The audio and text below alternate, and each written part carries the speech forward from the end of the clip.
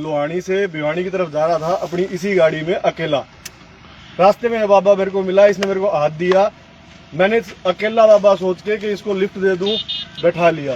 बैठाने के बाद आगे जाके इसने मेरे को उस डेरा जो है, डेरे से 100-200 मीटर आगे इसने मेरे को गाड़ी रोकने के लिए बोला। तो मैंने, भाई बाबा जी थे, मैंने अपनी जेब में 100 रुपये निकाल के इनका हाथ में दे दी। यूं मेरे तीनों बोलिया कौन से 100 रुपये? बोले तू बाबा ने थोड़ी देगा। इसने अपने जोड़े में तो 200 रुपये निकाले, इसने मेरे हाथ में रख दिए। मैं भगवान का दिया है कुछ है बाबा, मैंने 100 की जगह उसकी 500 रुपये वापस दिए। इन्होंने बोले इतना एडे गंगा दिखा दूं, भाई एडे वो करवा दूं। तो इसने वो 200 रुपये का जो नोट था जी, वो तो मेरे हाथ में था, और इसने वो जो 500 रुपये का नोट था वो ऐसे, मतलब बोले मेरी तरफ देख।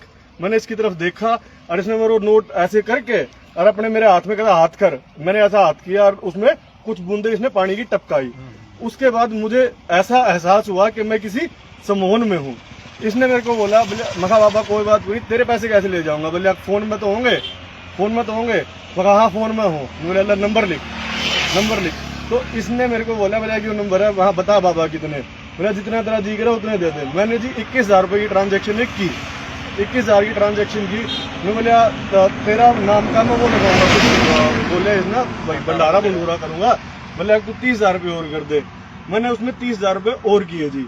जब वो दूसरी बार 30,000 के लगे तो मुझको ऐसा लगा कि मैं किसी सम्मोहन में हूँ। तो जब मेरे वो छूटा, इसने मेरी ये चैन पकड़ रखी थी। बोले क्या चैन दे दे। मैंने इसको ये बोला जी ये चैन मेरे माँ की और मेरी बीवी की है, मैं यह चैन तो बाबा मैं ना दूँ। बोले गाड़ी दे दे।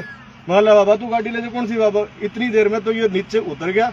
उसके बाद मैं चला गया वहां से। थोड़ी देर आगे जाके मेरे को जब ऐसा एहसास हुआ कि मेरे साथ कोई धोखाधड़ी हुई, तो मैं कहा ठीक है, मैं उसको जानता नहीं पहचानता नहीं। वो नंबर जो जिस नंबर पे किए थे, मैंने 1-2 बार उस नंबर पे फोन किया, वो नंबर किसी ने उठाए। उसके लगभग 3-4 दिन के बाद मेरे को अननोन नंबर से कॉल आती है। उसमें यही मेरे बोला भगत सुनील, और ये मेरे से दोबारा कुछ पैसे डलवाने की मांग करते हैं कि सेवा कर दे। तो मैंने कहा बाबा जी अब कुछ नहीं है, क्योंकि मेरा खुद पुलिस के साथ उठना बैठना है। तो उसमें उन्होंने बोला कि तेरे पास डिटेल नहीं है ना, तो ट्रांजैक्शन नंबर से तू कुछ नहीं कर सकता। अगर वो बंदा होता तो तू कंप्लेंट कर सकता। तो मैंने अपनी तरफ से तसल्ली कर ली। दोबारा सरजीत चरखी दादरी से हिसार जा रहा था।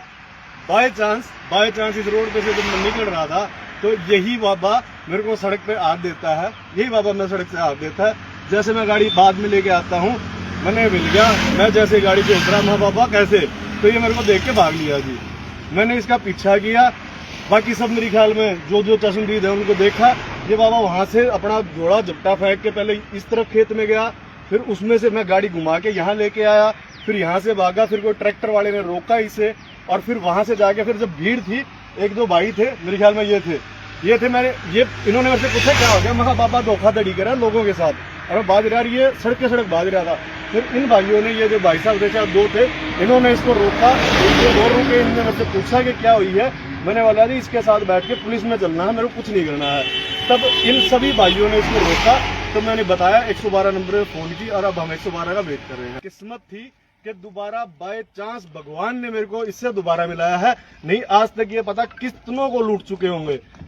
ये ऐसे ऊपर करना बाबा जी एक बार, ये ऐसे है जो धर्म का है ना, धर्म का दुरुपयोग करते हैं। धर्म के नाम पे है ना, असली जो बाबा होता है, जो अपने कान पड़ा के भक्ति करता है ना, उनके ऊपर से विश्वास उठता है सिर्फ इन जैसे लोगों की वजह से। किसी भी धर्म का, जो ये धर्म का ओढ़ना पहन के घूमते हैं और लोगों को सम्मोहित विद्या से या अपने मंत्रोच्चारण से या किसी भी तरह के सम्मोहन से देते हैं, उनसे बचे। मैं इसका भुगत भोगी हूँ, आप भी इनसे बचे। किसी भी से अगर कोई धर्म का वो देता है तो उससे बचे।